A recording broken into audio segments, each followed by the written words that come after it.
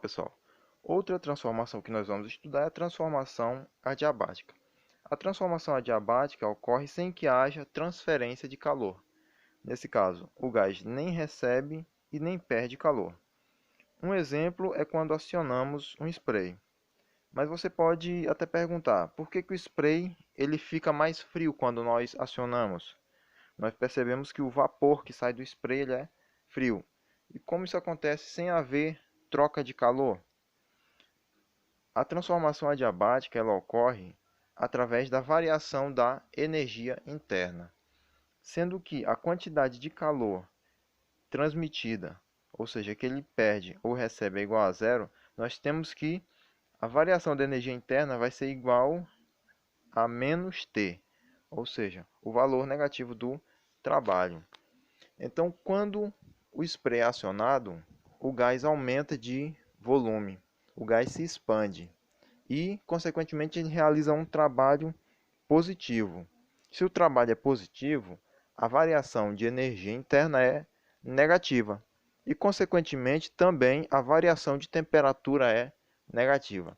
Se a variação de temperatura é negativa, a temperatura final será menor que a inicial. Então, há uma variação de temperatura no gás. Outro exemplo é quando estamos enchendo uma bola com uma bomba. Nós percebemos que há um aquecimento, começa a aquecer. Mas por que isso acontece? O fenômeno é o mesmo. Só que quando estamos enchendo a bola, nós estamos realizando um trabalho positivo sobre o gás. Ou melhor, um trabalho negativo sobre o gás. Então, se o trabalho é negativo, a variação da energia interna é positiva.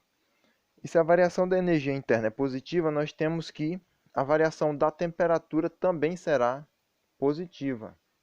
E sendo assim, a temperatura final será maior que a temperatura inicial. E, consequentemente, nós percebemos que há um aquecimento na bola, né? E na bomba também, principalmente.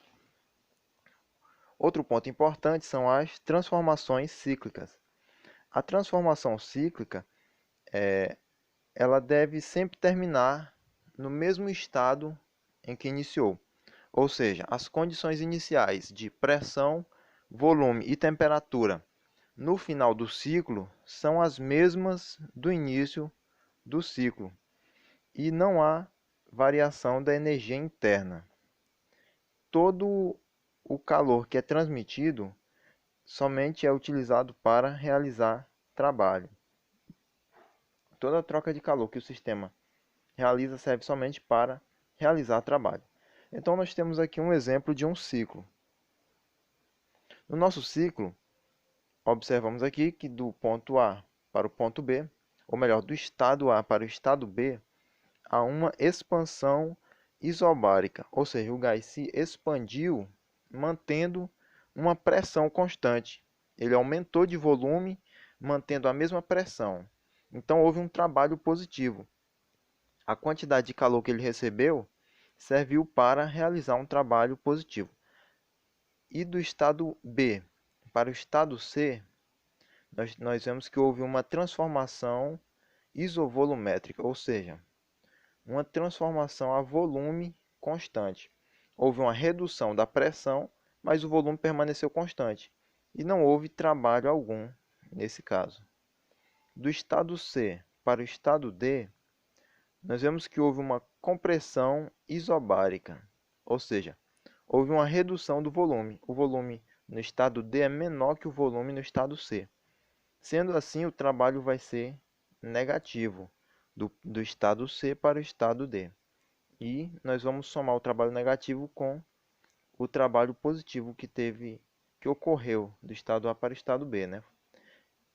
E nossa última parte do ciclo, do estado D para o estado A, houve uma transformação isovolumétrica, ou seja, a transformação, nós vemos que aumentou a pressão, só que o volume ele permaneceu constante, então não houve trabalho. Então, essas são as fases do nosso ciclo, da nossa transformação cíclica. A transformação cíclica ela é utilizada principalmente nos motores a vapor, por exemplo, o motor de um carro, as máquinas a vapor, todas elas funcionam em ciclo. O gás é aquecido, depois ele é resfriado. Ele é aquecido e é resfriado. E assim vai se realizando um ciclo. Então, na próxima aula, nós vamos dar continuidade aí com o nosso assunto. Até mais, pessoal.